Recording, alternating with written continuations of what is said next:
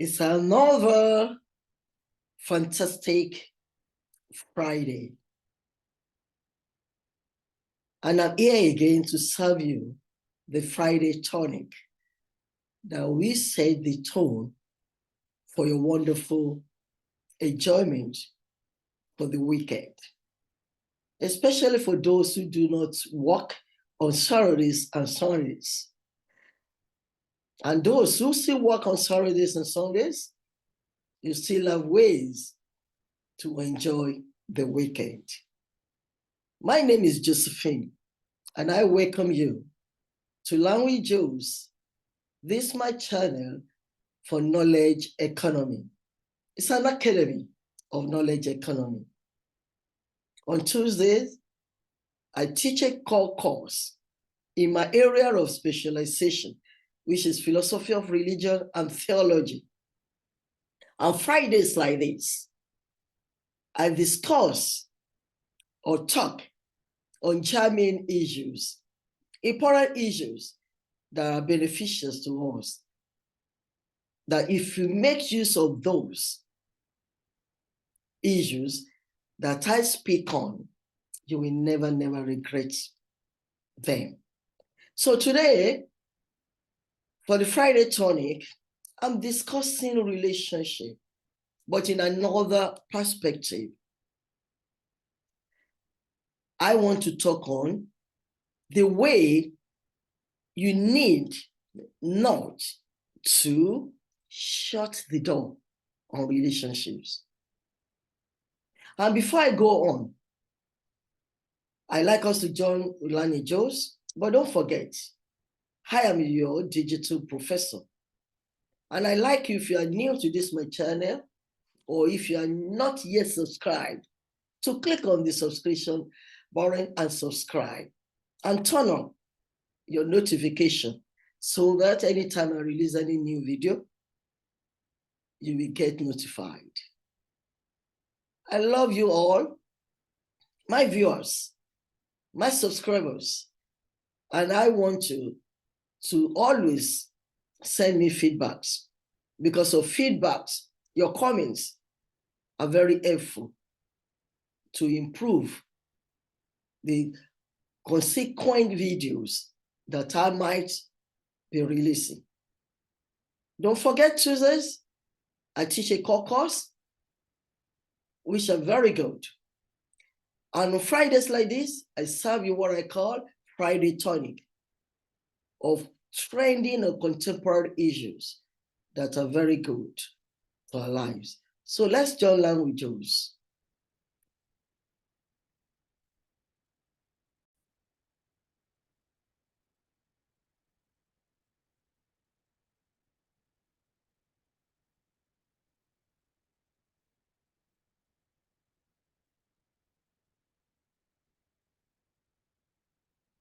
I welcome you back. Once again, my name is Josephine. I'm your digital professor. And today I'm talking on a very good issue, which I aptly titled, Do Not Shut the Door of Relationship. You see, relationship is like a web that is connected to our sensory senses, a web that is connected to our faculties of soul. Because when you talk about emotions, emotions are involved in relationship. Either love, either like, or even hate, or even dislike. And then in dealing with any kind of relationship, we use our senses.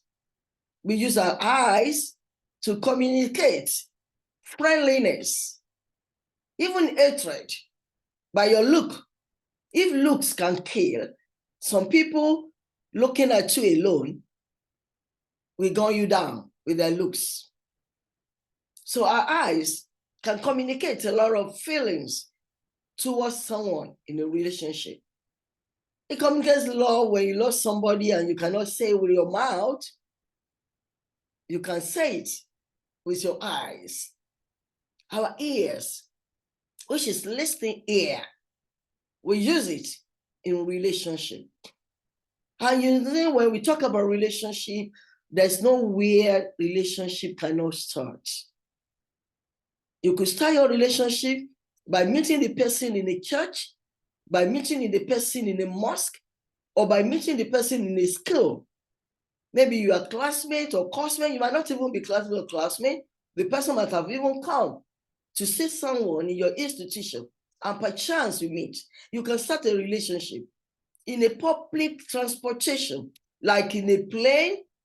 You are flying somewhere, you meet somebody sitting next to you. You could, from there, you could start a relationship. You can start a relationship even in an airport, just sitting down.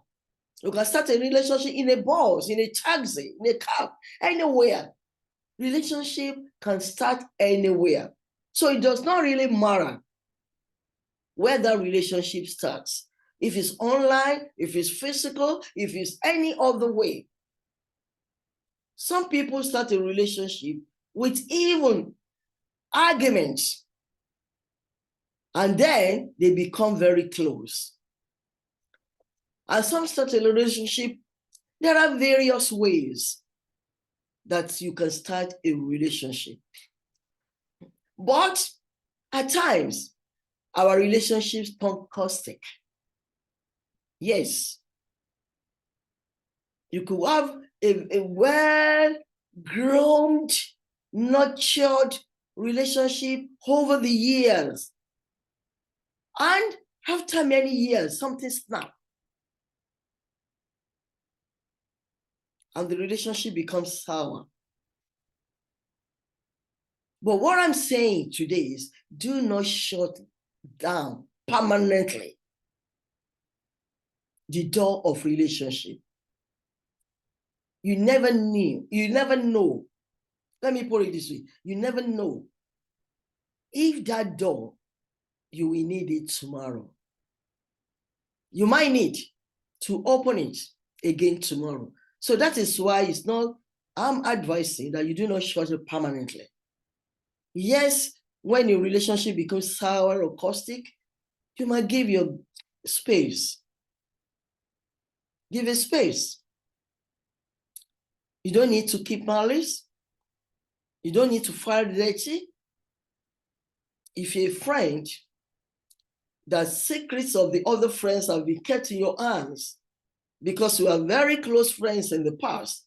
If you are no longer close friends, carry that secret to your grave. You don't need to say it to anybody. You don't need to use it against that person. And that is why it's better to make friends than to make enemies. At times, our relationship is a key to our success.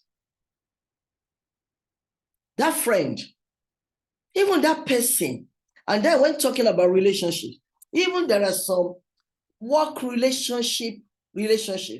I'm not saying you are friends. You just meet. You might even be a boss in that office, and the person might just be a cleaner or a messenger who you send somehow. I have stories to tell about this kind of thing. There's a true life story of somebody. This cleaner is an houseman, and this man is a Yoruba man. I'm talking about African descent now. They work in the same office, but it's been nice to, hello, Abu, hello, well done, that kind of thing. And one day he was talking to a friend. He said, he had to go and do a particular exam, a qualifying exam in one of the northern states in Nigeria. He thought he had a relationship. Well, it's an uncle, a far uncle that he hasn't seen for many years. He had written a letter that is coming, but he had no reply. He was discussing with a friend why this same Abu, who's from that, he originates from that particular northern something. Just it's not that he was eavesdropping or something like that. He was doing his job, and he said, Oga in Yoruba is Oga. it means boss, my boss. That place you are going, you say you are going for an exam. The commander in that place, so it's my friend. The first thing is to look at the commander, be your friend, you a low class cleaner or whatever. But he didn't take it that way. He said, I can give you his address and phone number. Just tell him it's Abu. And he will welcome you. We were friends in the primary school. And that means junior school. Or not even junior school, elementary. What we call, in the United States of America, we call it pre-K or preschoolers. They were classmates at that time. They knew themselves from that time. Where, in life, it's not all classmates that get that success. When some end up in the above the ladder, some end in the middle of the ladder, some end up right below or bottom of the ladder. So that's happened. Well, he said, give me a sheet of paper. Let me write his name and my name. He wrote it. He wrote the number. He kept it. I mean, he never thought he was going to need it. He just kept it for keeping sake. When he got to the address of that uncle, he discovered that he had moved. Nobody knew where he had moved to. No wonder his letters had not been answered, and it was getting late. He had no other place to go and sleep. He didn't plan to go into a hotel or something like that. So he remembered in his pocket where he put this his cleaner's telephone of the person he said he knows. So he called the person. And immediately he had a kind of joy, elected. You are so friend, you know him? Oh yeah, come. I will send my driver to pick you up. Where are you? And the driver picked him up to that person's office. Oh, you are here for the exam. That's good. Okay, you can sleep in my house if you have no other place to stay. Oh, gave him a room, made him comfortable, had good food, gave him some questions, taught him the kind of questions he might be asked and how he could answer them and things like that. To cut the short story short, this man came like fourth in the exam and was taken. And you can imagine, a law cleaner was the key to his success, the connecting key. And that's why it's going to be good to everybody. Don't ever say somebody is lower than you. Then you dismiss with a wave of hand. The person will even greet you. You even find it difficult to answer. You say, oh, somebody is not my class. Which class are you? Which class do you think you belong to? Which status are you? Why are you so egoistic? Be grateful to God for what God has done for you. But be kind to others. Never shut down that door of any kind of relationship permanent. You never know. And there's another evil story. The name of this lady lawyer. They have a gate man, a security man per se. And because the security man was so good, he will help her wash her car. Oh, madam, I've washed your car and things like that in that office. And then she will just treat him with disdain. She was involved with a married woman, with a married man. This lawyer woman was involved with a married man. And she's an expert in divorce herself. So that when anybody wants to divorce and they come to their office, because she's well celebrated there, she knows her case, she wins her cases, the boss likes sending them to her. So when the woman, another woman who is actually the wife of the man this woman was involved with, fact is her husband was cheating on her. She couldn't pick on it. So the best thing is for me to divorce this man. He won't come home. I've tried everything. He's not doing it. Okay, let's go a separate way. Whatever. If he finds something else, it was this same woman, this same lawyer, that the wife. And then when he had the name, he didn't know what to do. She wanted out for professional conduct. She told her boss the truth. The boss was gasped. What do you mean? You being involved with a married man? Why would you do that? Are there not single men around and things like that? I'm not going to take you out of the case, except the woman. Not. Why the man even came to wanted to marry her, and she was saying, because now it's going to be a professional misconduct because the wife has become a client. She initially refused. And the man went back home, made up with his wife, gave the wife, and the wife came back and said, no, I'm no longer divorcing my husband. He has retraced his step and things like that. But I'm not talking about that, and I'm talking about this security man. So this lawyer, we always treat this security man as if it's nothing. He will deliberately, hey, you come, what's your name again? I can't even remember what name you say you are calling yourself. Oh yeah, take my key. Not even giving me, just flank the key to him. Oh yeah, go wash. The man will say, you know, madam, washing car is not my duty. I'm a security person. I only just do it to help you. Said, and so what? I can't send you message. When he wants to buy food, you just, oh yeah, you go and buy food for me and things like that. No thanks, nothing. Anyway, I cut it short. Eventually,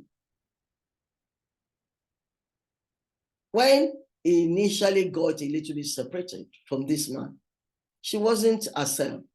She couldn't even go to her home. Everybody had left the office. She was left alone in the office, drinking herself to the state of stupor. You know, some people, when they are depressed, they take to alcohol. That's not the way to go about it because you lose your senses. You don't know what you're doing again. And that's why she drank too much alcohol that she could handle.